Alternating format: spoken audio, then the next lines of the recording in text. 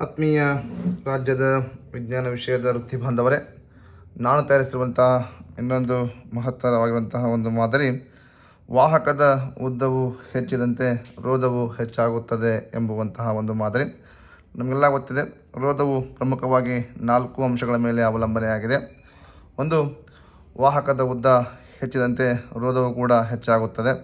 2, ವಾಹಕದ ಅಡ್ಡ ಕೊಯ್ತ ಹೆಚ್ಚಾದಂತೆ ರೋಧವು ಕಡಿಮೆಯಾಗುತ್ತದೆ. 3, ವಸ್ತುವಿನ ಪ್ರಾಕೃತಿಕ ಅಥವಾ ಸ್ವಾಭಾವಿಕ ಗುಣದ ಮೇಲೆ ಅವಲಂಬನೆಯಾಗಿದೆ. 4, ರೋಧವು ತಾಪದ ಮೇಲೆ ಅವಲಂಬನೆಯಾಗಿದೆ. ಹಾಗೆ ನಾನು ಈ ಒಂದು ಮಾದರಿಯ ಮೂಲಕ ಒಂದು ವಾಹಕದ ಉದ್ದವು ಹೆಚ್ಚಿದಂತೆ ರೋಧವು ಕೂಡ ಹೆಚ್ಚಾಗುತ್ತದೆ. ನಮಗೆಲ್ಲ ಗೊತ್ತಿದೆ, ಈ ರೋಧವು ಹೆಚ್ಚಾದಂತೆ ವಿದ್ಯುತ್ ಪ್ರವಾಹವೂ ಕೂಡ ಕಡಿಮೆ ಆಗ್ತಾ ಹೋಗ್ತದೆ. ಹಾಗಾಗಿ ನಾನು ಈ ಒಂದು ಮಾದರಿಯನ್ನು ಮಾಡಿಕೊಳ್ಳಿಕ್ಕೆ ಸುಮಾರು ಏನಪ್ಪ ಅಂದರೆ 1 ಮೀಟರ್ ಉದ್ದವಿರುವಂತಹ ನೈಕ್ರೋಮ್ ತಂತಿ ಹಾಕೊಂಡಿದ್ದೇನೆ. ಹಾಗೆ ಒಂದು ಡಿಜಿಟಲ್ ಆಗಿರುವಂತಹ ಮೀಟರ್ ಹಾಗೂ ವೋಲ್ಟ್ ಮೀಟರ್ನ ಹಾಕ್ಕೊಂಡಿದ್ದೇನೆ.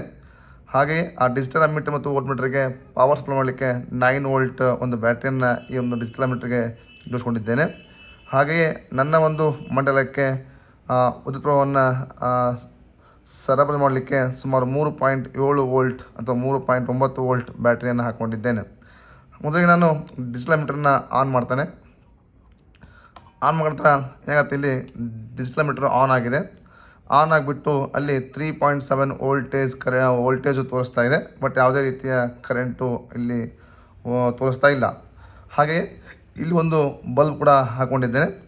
ಅಂದರೆ ವಾಹಕದ ಉದ್ದ ಹೆಚ್ಚಿದಂತೆಲ್ಲ ರೋಧ ಹೆಚ್ಚಾಗ್ತದೆ, ರೋಧ ಹೆಚ್ಚಿದಂತೆ ಕರೆಂಟು ಕಡಿಮೆ ಆಗ್ತದೆ. ಹಾಗೆಯೇ ಇಲ್ಲಿ ಉರಿಯುತ್ತಿರುವ ಬಲ್ಬಿನ ಪ್ರಕಾಶವನ್ನು ಕೂಡ ಕಡಿಮೆ ಆಗ್ತಾ ಹೋಗ್ತದೆ ಅಂತ ತೋರಿಸೋದು. ಹಾಗೆ ನಾನೀಗ ಇಲ್ಲಿ ಮಂಡಲದ ಒತ್ತುಗೊಂಡಿದೆ, ಇದನ್ನು ಆನ್ ಮಾಡ್ಕೊತಾನೆ. ಆನ್ ಮಾಡ್ಕೊಂಡ್ಬಿಟ್ಟು ಇಲ್ಲಿ ಕ್ರೊಕೊಡೈಲ್ ಪಿನ್ ಇದೆ. ಈ ಕ್ರೊಕೊಡೈಲ್ ಪಿನ್ನನ್ನು ಮೊದಲಿಗೆ ಏನು ಮಾಡ್ತಾನಪ್ಪ ಅಂದರೆ ವಾಹಕ ಇಲ್ಲದೇ ನೇರವಾಗಿ ಸಂಪರ್ಕ ಮಾಡ್ತಾನೆ, ಅಂದರೆ ಉದ್ದ ಹೆಚ್ಚು ಮಾಡ್ತಾ ಇಲ್ಲ. ಆಗ ಏನಾಗ್ತಾಯಿದೆ, ಈ ಮಂಡಲದ ಒಟ್ಟು ವಿದ್ಯುತ್ ಪ್ರವಾಹ 0.30 ಆಂಪಿಯರ್ ಆಗಿದೆ. ಬಲ್ಬು ಕೂಡ ಹೆಚ್ಚು ಪ್ರಕಾಶಮಾನವಾಗಿ ಉರಿತಾ ಇದೆ. ಈಗ ನಾನು ಏನು ಮಾಡ್ತಾರೆ, ಈ ಒಂದು ನೈಕ್ರೋಮ್ ತಂತಿಯ ಉದ್ದವನ್ನು 30 ಸೆಂಟಿಮೀಟರ್ ಜಾಸ್ತಿ ಮಾಡ್ತಾ ಹೋಗ್ತಾನೆ. ಆಗ ಇಲ್ಲಿ ಸಂಪರ್ಕ ಮಾಡ್ತಾನೆ. ಈಗ ನೋಡಿ, ಯಾವಾಗ ನೈಕ್ರೋಮ್ ತಂತಿಯ ಉದ್ದ 30 ಸೆಂಟಿಮೀಟರ್ ಹೆಚ್ಚಾಯಿತು, ಆಗ 0.03 ಕರೆಂಟು ಕಡಿಮೆ ಆಗ್ತಾ ಇದೆ. ಅಂದರೆ 0.30 ಇತ್ತು, ಈಗ 0.27 ಆಗ್ತಾ ಇದೆ.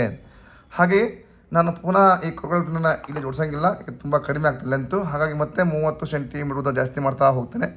ಈಗ ಇಲ್ಲಿಗೆ ಸಂಪರ್ಕ ಮಾಡ್ತಾನೆ. ಇವಾಗ ನೋಡಿ ಏನಾಗ್ತಾ ಇದೆ, ಈಗ ಮಂಡಲದ ಒಟ್ಟು ಕರೆಂಟು 0.24 ಆಂಪಿಯರ್ ಆಯಿತು. ಅಂದರೆ ಮತ್ತೆ ಪುನಃ ಯಾವಾಗ 30 ಸೆಂಟಿಮೀಟರ್ ನೈಕ್ರೋಮ್ ತಂತಿ ಉದ್ದ ಜಾಸ್ತಿ ಮಾಡಿದೆ, ಆಗ ರೋಧ ಹೆಚ್ಚಾಯಿತು. ಯಾವಾಗ ರೋಧ ಹೆಚ್ಚಾಯಿತು, ಅಲ್ಲಿ ಹರಿಯುತ್ತಿರುವಂತಹ ವಿದ್ಯುತ್ ಪ್ರವಾಹ 0.03 ಆಂಪಿಯರು ಕಡಿಮೆ ಆಗ್ತಾ ಇದೆ. ನಂತರ ಮತ್ತೆ ಪುನಃ ಈ ಕ್ರೊಕೊಡೈಲ್ ಪಿನ್ನ ಕಿತ್ಬಿಟ್ಟು ಇಲ್ಲಿ ಸಂಪರ್ಕ ಮಾಡೋಂಗಿಲ್ಲ, ಯಾಕಂದರೆ ಜಾಸ್ತಿ ಲೆಂತ್ ಇರೋಂಗಿಲ್ಲ. ಮತ್ತೆ 30 ಸೆಂಟಿಮೀಟ್ರ್ ಉದ್ದ ಜಾಸ್ತಿ ಮಾಡ್ತಾ ಹೋಗ್ತೇನೆ. ಜಾಸ್ತಿ ಮಾಡ್ತಾ ಹೋಗ್ಬಿಟ್ಟು ಇಲ್ಲಿ ಸಂಪರ್ಕ ಮಾಡ್ತೇನೆ. ಆಗ ಏನಾಗಿದೆ ನೋಡಿ, ಈಗ ಪುನಃ ಮತ್ತೆ 30 ಸೆಂಟಿಮೀಟ್ರ್ ಉದ್ದ ಜಾಸ್ತಿ ಆಯಿತು. Total 90 centimetre, near about 1 metre ಆಯಿತು. ಆವಾಗ ವಿದ್ಯುತ್ ಪ್ರವಾಹ 0.21 ಆಂಪಿಯರ್ ಆಯಿತು. ಕಾರಣ ಮಂಡಲದ ಮತ್ತಷ್ಟು ರೋಧ ಹೆಚ್ಚಾಗ್ತಾ ಹೋಗ್ತದೆ. ಹೀಗೆ ಒಂದು ವಾಹಕದ ಉದ್ದ ಹೆಚ್ಚಿದಂತೆಲ್ಲ ರೋಧವೂ ಕೂಡ ಹೆಚ್ಚುತ್ತಾ ಹೋಗ್ತದೆ. ಹಾಗೆ ನೀವಿಲ್ಲೇ ಬಲ್ಬ್ನ ಒಂದು ಪ್ರಕಾಶದ ನೋಡಿದರೆ, ಮೊದಲಿಗೆ ಯಾವುದೇ ಉದ್ದ ಇಲ್ಲದೆ ಇದ್ದಾಗ ರೋಧ ತುಂಬ ಕಡಿಮೆ ಇತ್ತು, ಅವು ಹೆಚ್ಚು ಪ್ರಕಾಶಮಾನವಾಗಿರ್ತದೆ. ತದನಂತರ ಸ್ವಲ್ಪ ನಾನು 30 ಸೆಂಟಿಮೀಟರ್ದನ್ನು ಜಾಸ್ತಿ ಮಾಡಿದಾಗ ಪ್ರಕಾಶದ ಕಡಿಮೆ ಆಗ್ತದೆ, ಏಕೆಂದರೆ ಕರೆಂಟು ಕಡಿಮೆ ಆಗ್ತಾ ಹೋಗ್ತದೆ. ತದನಂತರ ಮತ್ತೆ ಇಲ್ಲಿಂದ ಇದನ್ನು ಮತ್ತೆ 30 ಸೆಂಟಿಮೀಟರ್ ಜಾಸ್ತಿ ಮಾಡಿದ್ರೆ ಮತ್ತಷ್ಟು ಏನಾಗತ್ತಪ್ಪ ಅಂದರೆ ಪ್ರಕಾಶಮಾನ ಕಡಿಮೆ ಆಗ್ತಾ ಹೋಗ್ತದೆ. ಮತ್ತೆ ಪುನಃ ನಾನು ಮತ್ತಷ್ಟು 30 ಸೆಂಟಿಮೀಟರ್ ಉದ್ದ ಜಾಸ್ತಿ ಮಾಡಿದೆಪ್ಪ ಅಂದ್ರೆ ಮತ್ತೆ ಕಡಿಮೆ ಆಗ್ತಾ ಹೋಗ್ತದೆ. ಈ ರೀತಿಯಾಗಿ ನಾವು ತುಂಬ ಮಕ್ಕಳಿಗೆ ಸುಲಭವಾಗಿ ಈ ಮಾದರಿಯ ಮೂಲಕ ಒಂದು ವಾಹಕದ ಉದ್ದ ಹೆಚ್ಚಿದಂತೆಲ್ಲ ರೋಧವು ಹೆಚ್ಚಾಗುವುದರಿಂದ, ಹಾಗಾಗಿ ಆ ರೋಧ ಹೆಚ್ಚಿದಂತೆಲ್ಲ ವಿದ್ಯುತ್ ಪ್ರವಾಹ ಕಡಿಮೆ ಆಗ್ತದೆ ಅಂಥೇಳಿ ಮಕ್ಕಳಿಗೆ ತುಂಬ ಸುಲಭವಾಗಿ ಈ ಮಾದರಿಯ ಮೂಲಕ ನಾವು ರೋಧವು ವಾಹಕದ ಉದ್ದದ ಮೇಲೆ ಅವಲಂಬಿಸಿದೆ ಅಂತ ಹೇಳ್ಬೋದು. ಇದೇ ತತ್ವದ ಮೇಲೆ ನಾವು ಬಳಸುವಂತಹ ಪರಿವರ್ತಿತ ರೋಧ ಅಥವಾ ಏನಪ್ಪ ಅಂದ್ರೆ ರಿಯೋಸ್ಟಾಟ್ ಕೂಡ ಕೆಲಸವನ್ನು ಮಾಡ್ತದೆ. ಈ ರೀತಿಯ ಈ ಒಂದು ವಿಡಿಯೋ ನಿಮಗೆ ಇಷ್ಟವಾಗಿದ್ದಲ್ಲಿ ತಪ್ಪದೆ ಲೈಕ್ ಮಾಡಿ, ಶೇರ್ ಮಾಡಿ, ಹಾಗೆ ಕಮೆಂಟ್ಸ್ ಮಾಡಿ. ಒಂದು ವೇಳೆ ಇಂತಹ ಮಾದರಿಗಳು ನಿಮಗೆ ಬೇಕಾಗಿದ್ದಲ್ಲಿ ನಿಮ್ಮ ಶಾಲೆಗೆ ಅವಶ್ಯಕತೆ ಇದ್ದಲ್ಲಿ ನನ್ನನ್ನು ಸಂಪರ್ಕಿಸಿ. Thank you one and all.